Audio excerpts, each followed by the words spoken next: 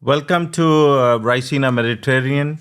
And today I have with me uh, Mr. Del Titus Buawa from Ghana, London, and Washington. As he says, he lives in many parts of the world. And Ms. Josiane Kutazar from Malta. She's a former member of the Parliament of European Parliament from Malta. We're going to discuss the fourth industrial revolution and its impact on the world, but particularly emerging countries in Africa, in Asia, the global south. And as a primer, I want to start off. My name is Arvind Gupta. I'm from India, and I represent Digital India Foundation. What's the fourth industrial revolution technologies? It's anything that we today hear the most about: AI, blockchain, Web 3.0, data, digital. But within this, it's the AI and the blockchain that is being talked a lot more. And I think I have a few questions for my fellow panelists today when we discuss this, and over the next 18 to 20 minutes. Let me start by talking about you, Del Titus. You built a lot of Web 3.0 organizations, ecosystems, and that too, you're doing it globally in Africa, in Europe, in UK, and in US. Where do you see, this whole AI race leading to? And, are you seeing potential that smaller nations, emerging nations have a chance to really make a difference as we see more and more dominance of the large ecosystems, large societies when it comes to huge investment oriented technologies like AI and blockchain. So, do smaller nations have a chance, and does size really play a role in them determining their future when it comes to AI? First of all, thank you for a very warm introduction. Honored to be in the presence of both of you, and honored to be at Racine Dialogues here in Marseille. Yeah, that's a very, very good question. I think it's twofold. In the short term, we have a chance. In the long term, depending on what we do in the short term, we may not have a chance, or we may have a chance. So what that means is we are still at the inception of AI in particular, where by making sure that we are building, we are consolidating talent, we are investing into education, and we are also locally investing into the kind of companies that have a chance of building success, particularly in the emerging markets and continents like Africa, then there is a chance. If we do not do that, we are going to be in a very similar situation as we currently are, where, the big five, the big tech companies are controlling everything, right? That's the eventual situation. As Vladimir Putin said, whoever wins the AI race will control the world. And that is very true. And so at the moment, you see China and the US spearheading it via companies like OpenAI and DeepSeek. This is not going to change. It's not going to get any slower. It's going to keep, growing and growing. And the technology is going to continue to evolve, right? And the more it evolves, the more data sets that are being produced, the more compounded biases that will be introduced into the open market. So I think the only way that we have a chance in the emerging regions is by really, really being aggressive now. That will determine our future. That's an excellent point, and I think I like what you say. Whoever wins the race will determine their geopolitical strength in the future. So it's a big race to be a part of, and then to emerge as a leading contender and that can really shape the destiny of many nations. But that brings me to you, Josiane. You've really advocated digital inclusion, and advocacy around really removing inequalities when it came to digital. But here, when we are talking, and what Del Titus just told us, that this can actually, the AI race can really actually create more inequalities in nations. People with nations and societies with lesser resources will lose out eventually. What do we do? I mean, what do we do right now from a policy frame of mind? One is from a technology and talent frame of mind that Del Titus talked to us about, but from a policy perspective. So you wear your hat as a policymaker. What can we do now that the mistakes? I've been long associated with the Web 1.0 and Web 2.0. The mistakes that Web 1.0 and 2.0 created, which was basically giving the power to a very few companies, the P5 that he calls, in the technology world, that is not repeated in Web 3.0 and this fourth industrial revolution. So policy changes that we require, what are the impetus we need to do today? Yes, a very valid question, and thank you for that. And let's keep in mind that new tech, whether it's AI, whether it's the metaverse, whether it's also the data that is there across all the different forms, it's important and it's a tool. At the moment, it's being seen also as a geopolitical tool, including when it comes to cyber attacks. But for me, as a socialist person, I would like that tool to be more used to ensure that we'll have a more socially inclusive digital transition. And when I say a more socially inclusive digital transition, it relates to different geographies, so bringing on board the developing countries, bringing on board remote areas in developed countries, but which do not have yet the connectivity for them to even have internet, which in this day and age is not, it's not a commodity, but it's a necessity. It's like oxygen. Yes, it's like oxygen. And we, even when it comes to data, then we call it the new oils, and that's significant. So not only about the different regions and countries, but also about the vulnerable sectors of our society. We already have underrepresented sectors in our societies in the different fields. Let's speak about data, for example. Women are underrepresented in data, whether it comes to the development of medicine, whether it comes to other aspects. And if we're not careful, these inequalities will just increase and replicate themselves.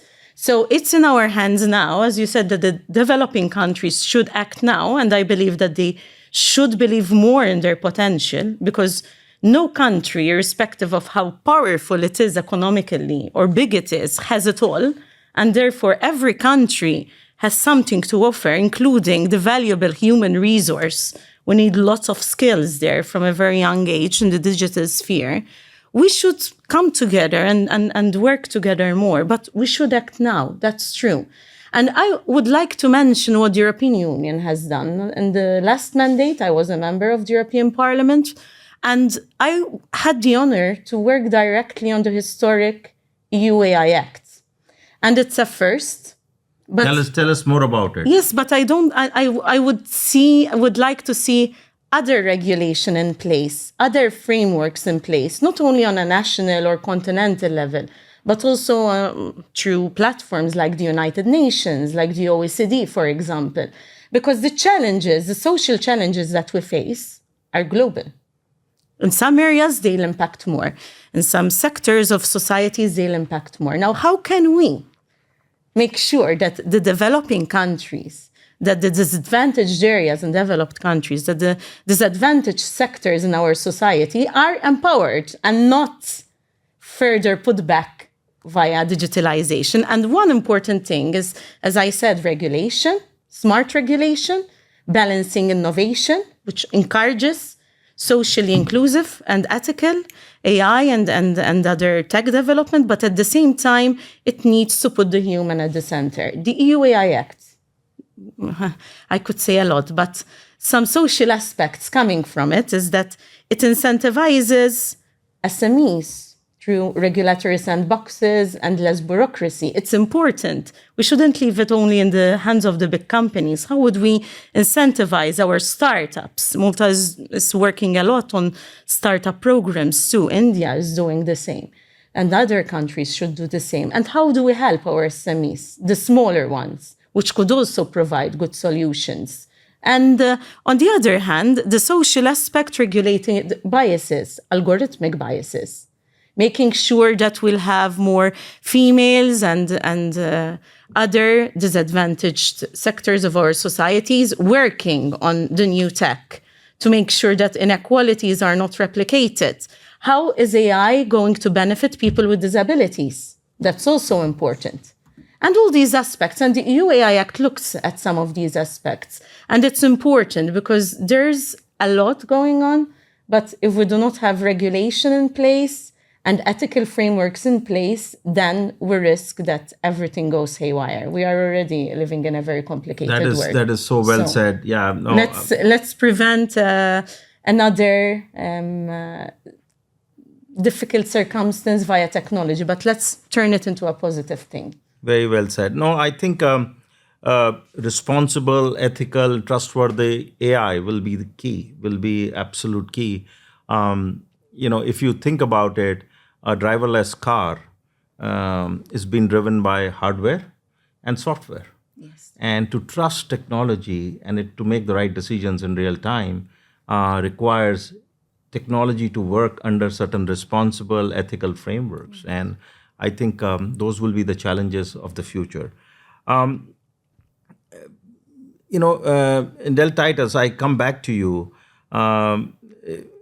Josiane talks about many things. She has talked about, the need to make sure that societies and nation states can compete and compete equally when it comes to this in the global AI race, and not only compete, maybe collaborate. And you talked about that many nations will need to come together to collaborate.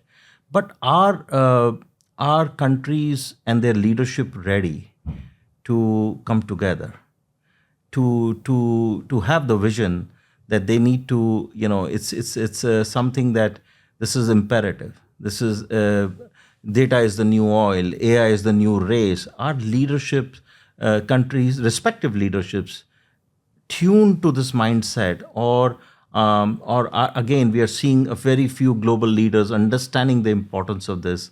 What do you see from an emerging markets, from an African lens, from a global South lens? Yeah, if history is to serve us well, then I would say countries, whether emerging or established superpowers, they tend to only collaborate when they have to collaborate. They don't get there proactively. Rarely do you see proactive collaboration. In some cases you do, in some, Scandinavian territories, one or two Asian territories, but in general, historically, what I have seen is countries come together. You've seen it in the age of oil, right? And one country seeking military protection in exchange for good subsidies on oil, right? And I suspect it will not be any different.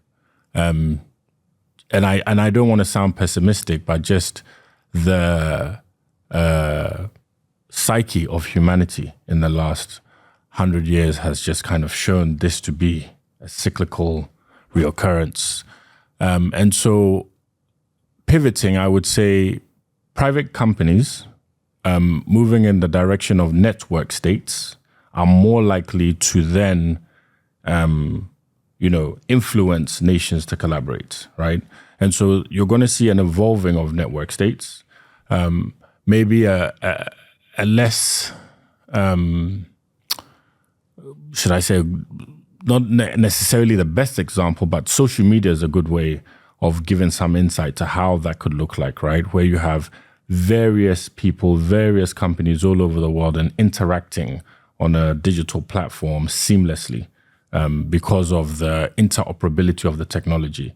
That is what I see happening in emerging markets, is the companies that are incentivized to the point my colleagues just made around policy and around investments will then be able to build the kind of systems that naturally has the institutions and governments pivoting in the direction that creates this kind of unity that we're looking for. So that's what I see happening. I see the emerging companies and the technology being the catalyst for emerging countries to come together.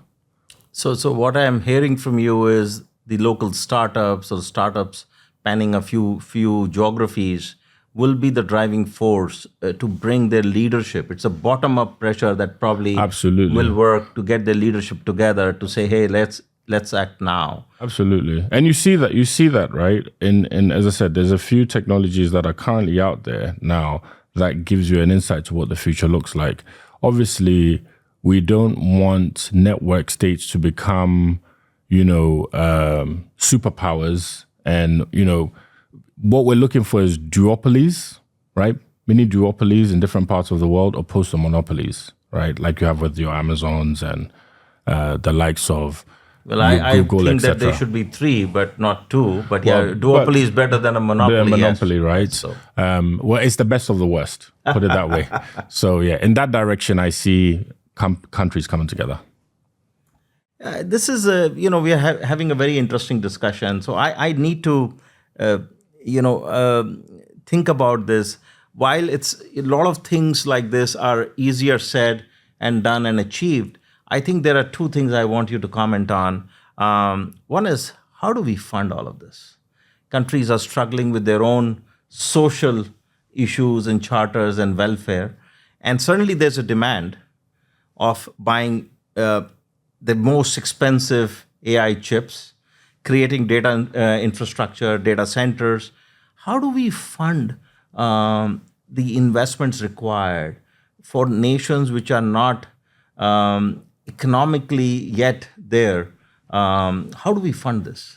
Yes, it's a very valid question because we could say a lot, but as you Yes. said, we cannot do much without budgets and frameworks, policies. If they do not, sometimes I agree that a bottom-up approach is important, but it should be a two-way thing, in my opinion, because politicians and leaders also have a responsibility upon them to do their best. So I like to look at it as a in and out situation, and both factors influencing and pressuring each other for it to be more successful.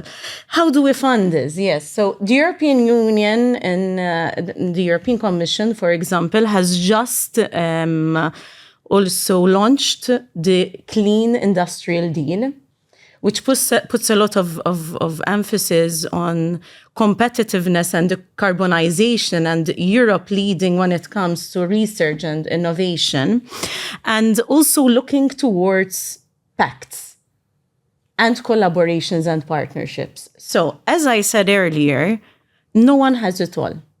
So I really believe that if we are to succeed, we need to have both governments and the private industries along with communities on board. And all of them partnering up with each other. That's why when I think about this, it's the SDG 17 on the top of the tier of the wedding cake, which is partnerships and collaborations. Are we doing enough of this? We can never do enough of it, but there's more to achieve. And definitely, if it's not being done out of our own free will, yes, using, for example, carbon offsetting for companies which are emitting a lot, large companies, and having frameworks in place which through AI, through data, through the digitalization, they could partner up with developing countries, for example, to build up. And maybe data for monetization. Yes, and data for monetization. How are we skilling our companies to reach the full potential when it comes to data monetization? Because SMEs have a lot of data in hand, but they do not take its full value. I think we can go on and on for this conversation, but we have to do the next conversation in the next Raisina. 1 year is too long, but maybe we meet again shortly. it's been exciting to discuss this. It's a early times, I think, in this AI and the race for global supremacy, I would call it. But thanks for sharing your thoughts. And I think let this conversation continue online now and maybe in the next Raisina. Thank you. Thank you, and thank you to Raisina, definitely.